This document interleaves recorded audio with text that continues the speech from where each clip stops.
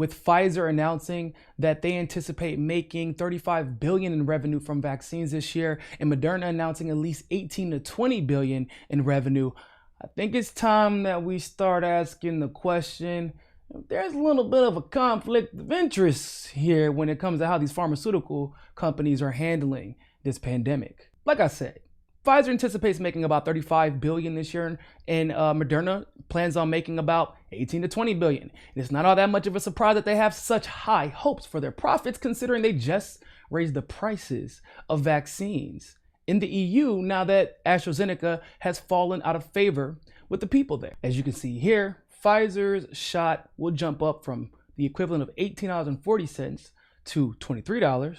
And Moderna's will jump from $22.60 to $30.30. Even in the US, Pfizer charges $19.50 per dose, while Moderna charges $15 per dose. So all this information begs the question, what makes these particular companies so confident that they can make that amount of profit charging so much for each dose of a vaccine when there's so much competition out there and with several other companies and countries making their own vaccines? Well, the answer is actually probably simpler than you might think. Exclusivity. See, the reason why pharmaceutical companies like Pfizer and Moderna get exclusivity when it comes to these vaccines is because institutions like the FDA, the WHO, and others only approve certain vaccines. And somehow, some way, Moderna and Pfizer have managed to be at the top of that list for most of the Western world. How do they achieve that? Well, of course, it's money. Duh.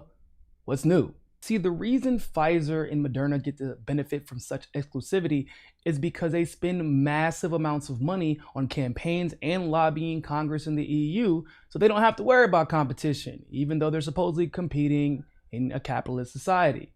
5 pharmaceutical companies made the top 10 spending lists for both campaign contributions and lobbying, including Pfizer. Congressional candidates received a total of $214 million, while presidential candidates received a total of $19.3 million.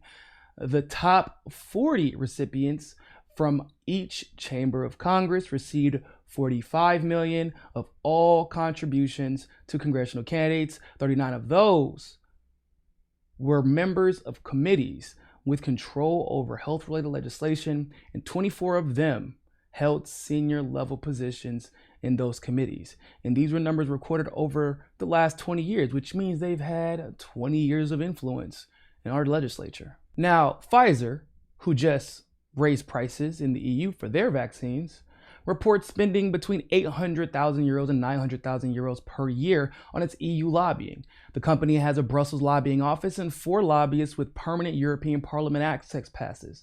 But the transparency register also shows it hired 3 lobby consultancies to boost its influence, on which Pfizer spent between 950,000 euros and 1.2 million euros per year.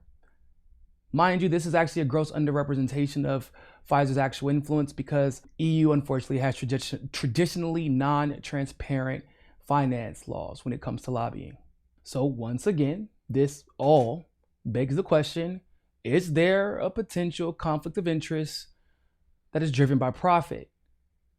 For example, we can look at other vaccines like the Sputnik V vaccine that uses a little bit more traditional technology that would actually curb vaccine hesitancy. It's been approved by 64 nations, obviously including Russia, but it hasn't been approved by the FDA. It hasn't been approved by the WHO or any other institution that is primarily funded by the United States or one of its institutions. Moreover, Russia is only charging $10 per dose, which you would think would interest the United States considering how much Pfizer and Moderna are charging, and it would save the taxpayers a lot of money. We can even look at 2 examples of vaccines that are available here in the United States. Johnson & Johnson, made in the States, AstraZeneca, made overseas in the UK. Both vaccines are also approved through the Emergency Authorized Use Act.